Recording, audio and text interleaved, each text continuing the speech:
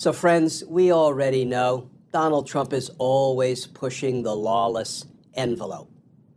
His latest criminal scheme that he just vomited out in the Oval Office and spewed into the public square? Sending American citizens to prisons in foreign lands. The problem is, he can't. Not lawfully. I know. But let's start with the new reporting. This from NBC News. Headline, obviously illegal. Experts pan Trump's plan to deport homegrown criminals.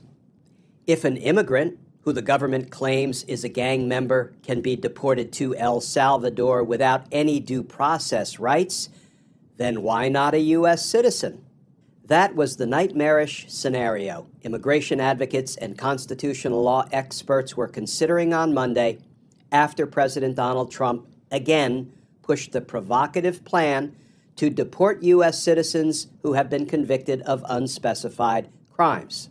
Trump discussed the issue in the White House with El Salvadoran President Nayib Bukele, who has agreed to deposit people deported from the U.S. into a notorious prison.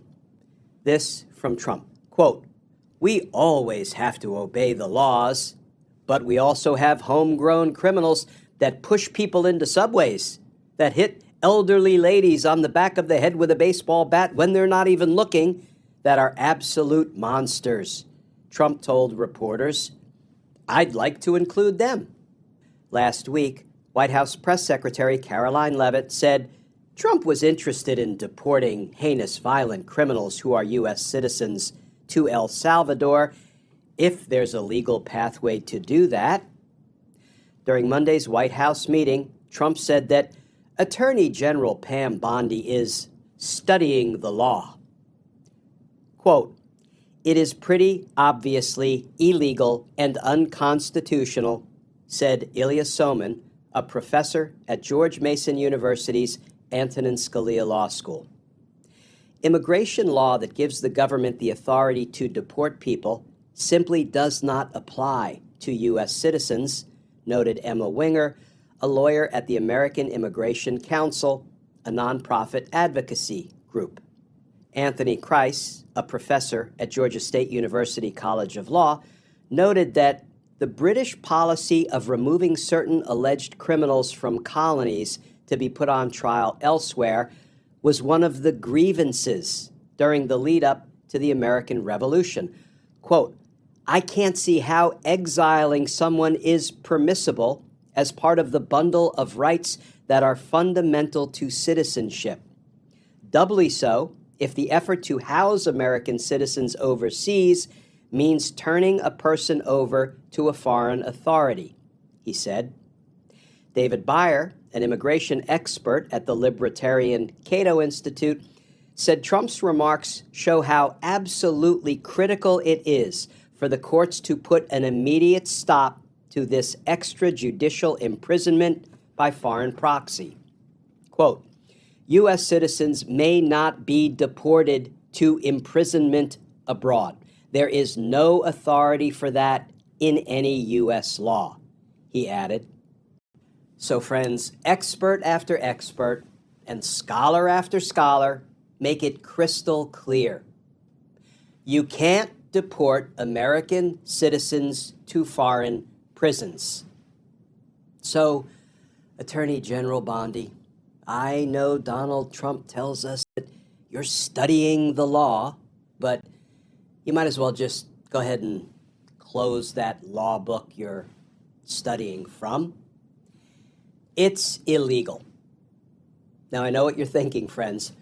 Anytime you tell Donald Trump that he can't do something because it's illegal, he's likely to say, "Oh, really?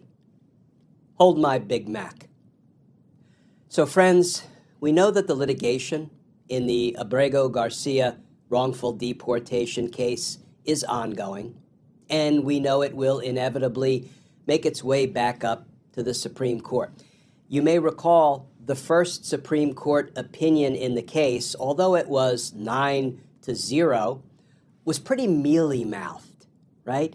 it said to the Trump administration, well, you're going to need to facilitate the release and return of Mr. Garcia, but the majority opinion hastened to add that, we don't want the courts to interfere in the Trump administration's authority to engage in foreign policy. Wait a minute.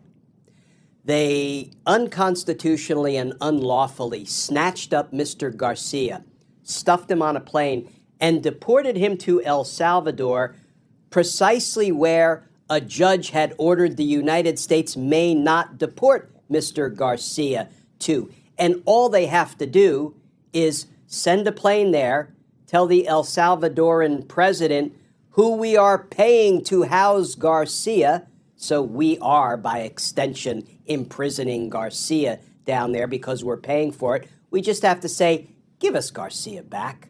We made a mistake. We've admitted in court we made a mistake, and Garcia is back in the United States. That ain't the practice of foreign policy. That's the executive branch making right what they did so desperately wrong in at least 3 different ways. But the Supreme Court opinion, mealy-mouthed as it was, indirect as it was, gives the Trump administration some wiggle room. Well, that will all come to an end when the case makes its way back up to the Supreme Court, which I suspect it will in the coming days. And then the Supreme Court needs to be definitive. You can't kidnap people and send them off to foreign lands and imprison them, pay to imprison them down there. Not immigrants who may be subject to deportation, because you first need to give them their constitutional due process rights of notice and opportunity to be heard so they can make their case in court.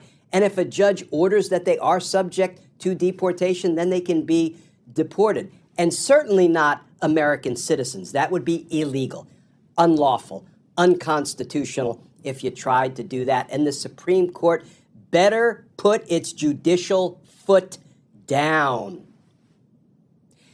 And friends, if Donald Trump violates a direct, unambiguous command from the Supreme Court to return Mr. Garcia, then that will be Donald Trump sort of bringing an end to our constitutional construct of government.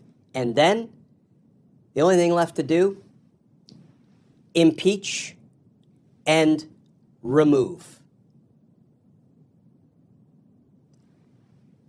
Because justice matters. And friends, by way of a quick postscript, I know what you're saying. But the Republicans in Congress, I know. But we're going to be talking about how pressure can be applied to maybe convince the Republicans in Congress that it's in their own self-interest to impeach and remove. But friends, more on that in future videos.